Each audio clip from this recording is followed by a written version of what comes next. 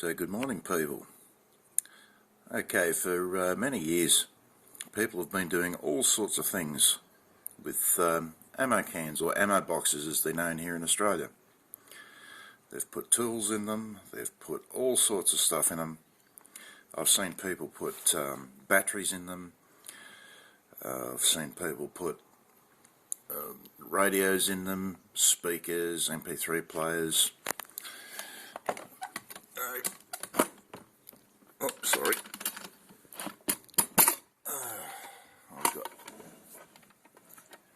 cables in this one. This one actually stores my little air compressor for when I go walkabout. But I've taken things to a little bit of an extreme.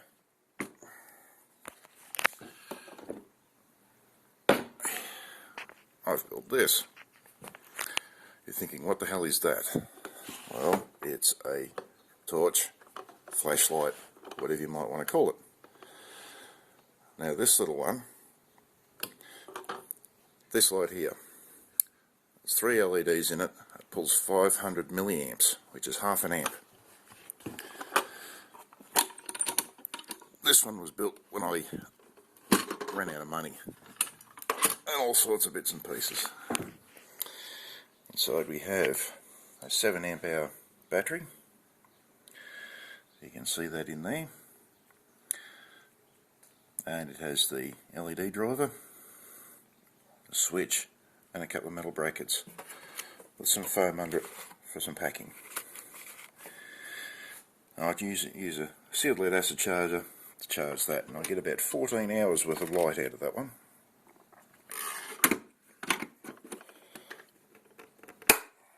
It doesn't weigh a whole lot, and it's rather comfortable. And yes, there's my 2 iterations of ammo cans.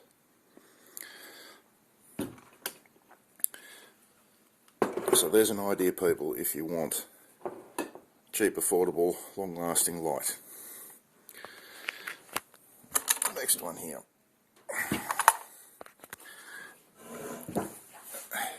Now I've also seen a lot of people put 7 amp hour and 12 amp hour sealed lead acid batteries in these things, thinking that no bigger batteries will fit. This little bugger pulls 2 amps. LED driving light. Very simple, very clean on the outside. However, on the inside you have an 18 amp hour battery. Sealed lead acid. Bit heavy, but it fits. A bit of foam packing in the corners, and it fits beautifully. Make sure you put a little bit down underneath. Underneath here you have your 12 volt cigarette lighter socket. You have a main fuse. I use 5 AG because they're big and chunky and easy to handle. So, but yes, that one will last for about 9 hours. I actually pulled the guts out of a jump starter,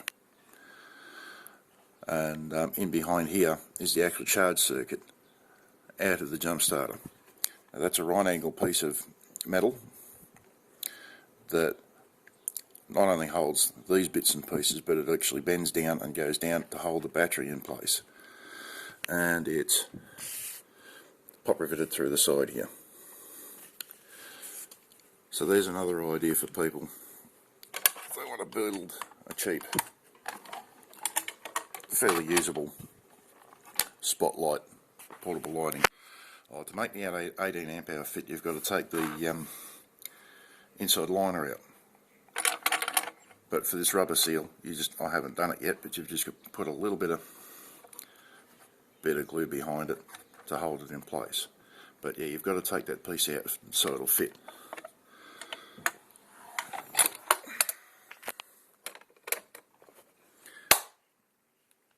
Yes, it's quite heavy and very, very bright. It'll light up an entire room, and it'll do it for hours on end. So there we go with that one. Now the granddaddy.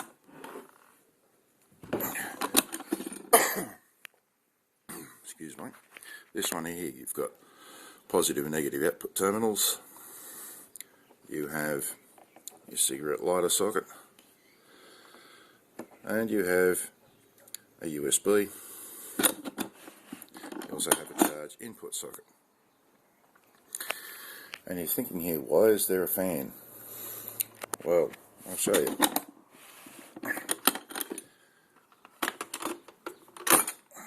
Inside here is a 33 amp hour sealed lead acid deep cycle battery, as you can see right there, if it'll focus properly.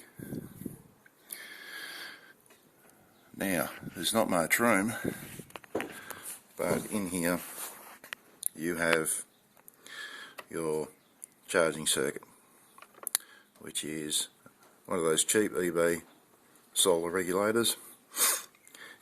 You use an XLR as a charge input, and buried deep under there, well, there's a fuse holder, and there's also a fan, a cooling fan underneath that, and a cooling vent in the side here. Now, a lot of people say, oh, why not keep it airtight and watertight? But when you're charging or discharging sealed lead acid batteries of this variety, they do produce some gas, and your solar regulator produces some heat. And riding around to the back of the vehicle while this is charging or discharging, I didn't think much of that idea at all. Now,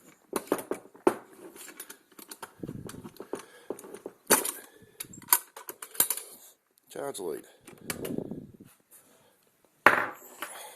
homemade, right angle, XLR or Amphenol audio plug. Why do I use them? Because they're solid, they're chunky, and when you put them into the socket, you have a charge. That's the charge, and it locks in like that. So it's not going to pull out. You give them a bit of a bump, they're not going to break. And there's so many other plugs and sockets that you get that are just crap. Now these, if you're going to do this, use good quality cigarette lighter plugs. Don't go the cheap crap ones. They'll only cause you nightmares. This is audio lead. I wanted a decent length of nice flexible cable so that it didn't try and coil up and act like spaghetti. So I went online and bought a audio lead, and chopped the plugs off and made a charge lead out of it. But what this is designed to do is you plug it in there. Now I can demonstrate with, this is just for demonstration purposes, I'm not looking to do this all the time. So when you plug it in here, the fan comes on, and you should be able to see it all lights up in there. Once you unplug it, everything turns off. Now the reason for that is if you leave a solar regulator continuously connected to a battery, even when you remove the charging current, it will eventually flatten the battery. Right, put that back in. Important to have packing on top of your batteries. So what I've done with the relay is when you remove the input, the relay actually cuts the power from the battery to the solar regulator, preserving the charge in the battery. And that is a very good idea, because you can leave it sit charged for several months and it won't worry it too much. But anyway, It was just a quick video, just to put my ideas up as far as ammo cans are concerned. And yes, 33 amp hours will fit in these, 18 amp hours will fit in these, and these ammo cans are actually standard ones, standard military. Although these are Australian, they're identical to the American ones. Anyway, people, hope you enjoyed and found this informative. Have a good one.